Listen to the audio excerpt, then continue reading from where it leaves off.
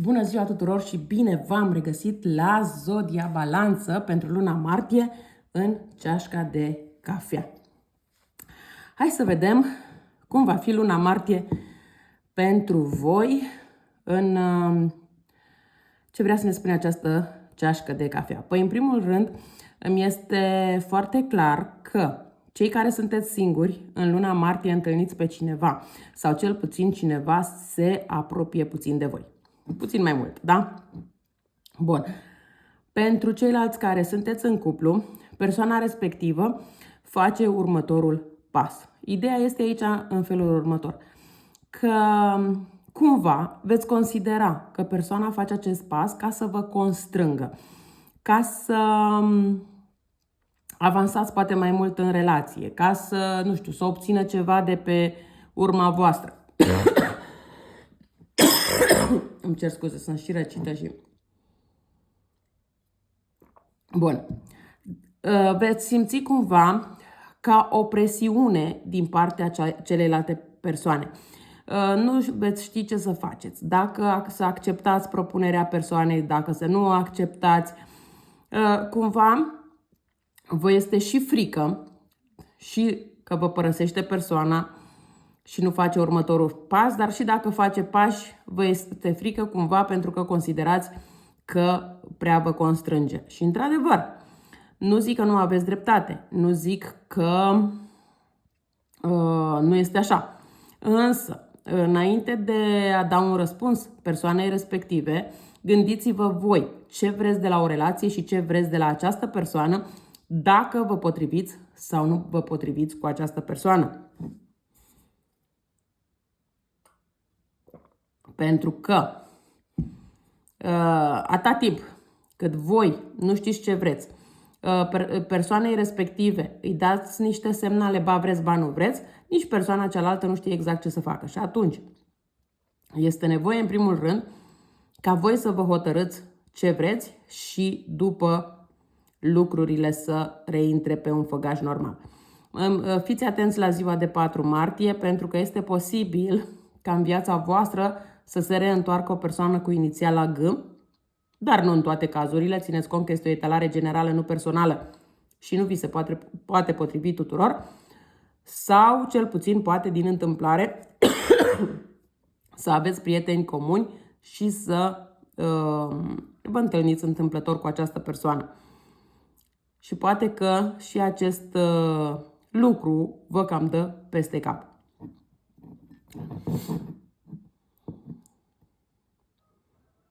Văd că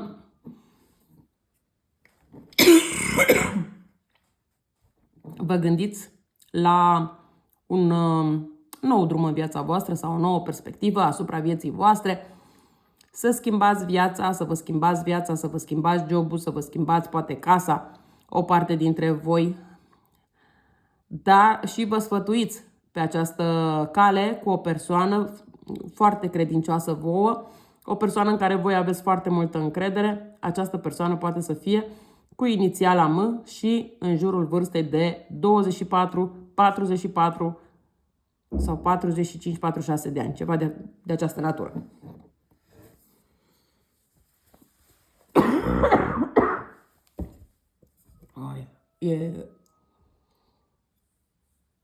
Aș vrea să mă pot abține cât tușesc, dar chiar nu pot. Îmi cer scuze pentru asta. Ok.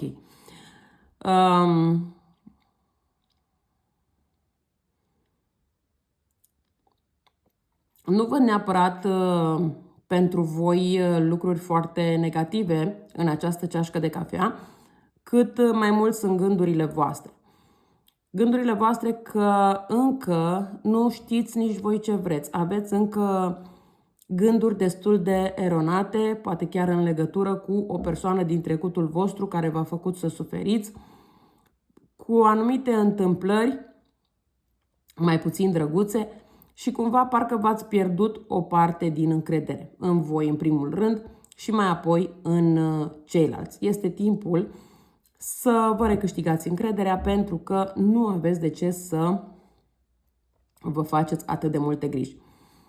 Văd că vă faceți foarte multe griji în legătură cu o persoană care poate are niște probleme de sănătate, această persoană poate să fie la distanță de voi în acest moment, însă cumva aveți grijă aici. De ce? Pentru că persoana respectivă nu este atât de bolnavă pe cum vă faceți voi griji.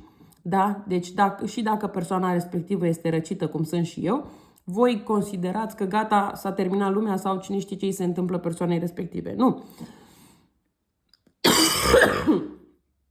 Doar că, așa, de ce spun puțină grijă? Pentru că este posibil să manifestați anumite lucruri, inclusiv prin gândurile voastre. Deci mare, mare atenție, pentru că aici printre voi sunt și persoane care manifestă foarte ușor atât lucrurile bune cât și lucrurile negative. Deci de asta vă spun un pic de atenție la gânduri. Văd că faceți niște drumuri mai scurte sau poate chiar niște mici excursii sau poate că, nu știu, dacă voi stați la oraș și aveți părinți la țară sau invers, mergeți în vizită, da? Deci nu sunt drumuri cu supărare, dar sunt drumuri care necesită să le faceți.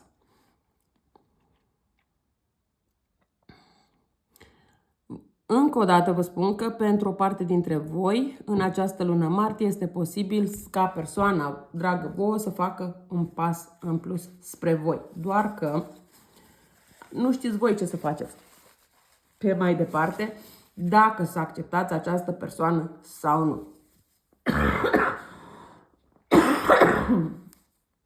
Bun. Mai văd o persoană cu inițiala R. Este o persoană din punctul P și F. Poate să fie două inițiale din numele persoanei respective.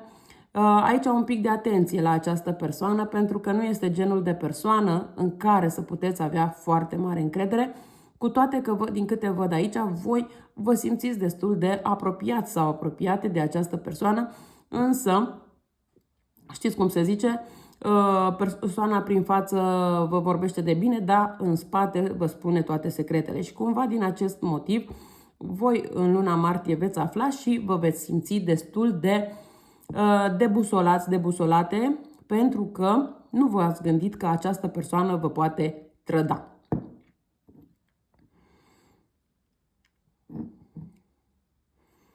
Văd că unele dintre voi vă examinați foarte bine corpul. Este bine din punctul ăsta de vedere că vă examinați corpul să vedeți dacă trebuie făcute îmbunătățiri. Unele dintre voi poate că sunteți însărcinate și vă uitați să vedeți ritmul în care vă crește burtica sau ceva de această natură. Însă puțin de atenție. De ce? Pentru că unele tindeți să exagerați. Dacă cumva vi se pare că vedeți voi o pată nu știu cum pe corp, s-ar putea deja să vă faceți niște gânduri negre că vai de mine cine știe ce e acolo. Nu, da? Deci e bine că vă examinați corpul, doar că nu treceți la extrema cealaltă pentru că nu este cazul. Așa cum am spus, dacă v-ați despărțit de o anumită persoană, da, persoana respectivă se gândește să ia legătura cu voi, se gândește să vă facă un mesaj, se gândește să revină în viața voastră. Însă, din câte văd aici, voi nu vă mai doriți această persoană.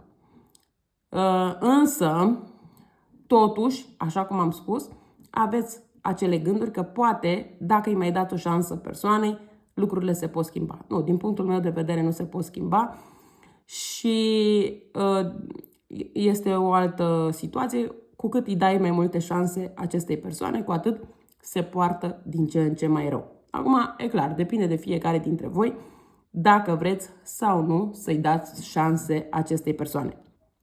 Însă, lăsați gândurile negative deoparte, gândiți-vă la ceea ce este pozitiv și este frumos în viața voastră și, dacă este cazul, de ce nu, puteți să faceți niște meditații, sport, pentru a avea mintea cât mai limpede și a gândi cât mai rațional. Pentru că aveți, așa cum am spus, aveți grijă că în această lună martie, așa cum puteți manifesta lucruri frumoase, puteți manifesta și lucruri mai puțin frumoase. Și nu este o situație, după aia tot voi ziceți de ce vi se întâmplă tocmai vouă. Este posibil, nu știu, să vă treacă cu o zi înainte sau cu 2 zile înainte un gând mai negativ și după aia să vedeți că după 2 zile exact s-a și întâmplat. Și să vă gândiți, oare de ce vouă? Da, pentru că voi manifestați lucrul respectiv. Se poate întâmpla să gândiți despre o persoană care v-a făcut rău, să gândiți negativ și acea negativitate de fapt să vină la voi, da? Ca un bumerang. Deci mare, mare atenție la aceste gânduri ale voastre în această privință. Lăsați răzbunările și astea că nu sunt bune. Gândiți-vă la ce puteți să faceți pentru voi, pentru a avea mai multă încredere în voi, pentru a vă fi vouă bine, ca mai apoi să puteți să ajutați și alte persoane din jurul vostru. Pentru că este foarte clar aici că dacă vouă nu vă este bine, nu este că aveți foarte mulți prieteni sau chiar membri din familie care să vină să vă fie alături. Da? Deci, în rest, lucrurile stau destul de bine și pentru voi în această lună martie. E un pic mai greuță această lună martie pentru voi, dar va trece și lucrurile vor fi din nou din ce în ce mai bine. Și este foarte clar aici că o persoană cu inițiala L, în care nu cred că ați avut destul de multă încredere până în acest moment, vă este aproape și chiar vă ajută să vă schimbați viața poate în bine. Cine știe, vă înscrieți la sală, acolo este un antrenor cu inițiala L și ce să vezi, tocmai ăla te ajută să depășești aceste gânduri prin exercițiile pe care le face cu voi. Sau, nu știu, la yoga, la dans, la eu știu ce vreți voi să faceți în această lună martie. Dar ideea este că e vorba despre o persoană nouă care vă scoate din această stare de negativitate. Eu cam atât am avut de spus pentru voi. Vă mulțumesc că m-ați ascultat și vă doresc o lună martie cât mai frumoasă. La revedere!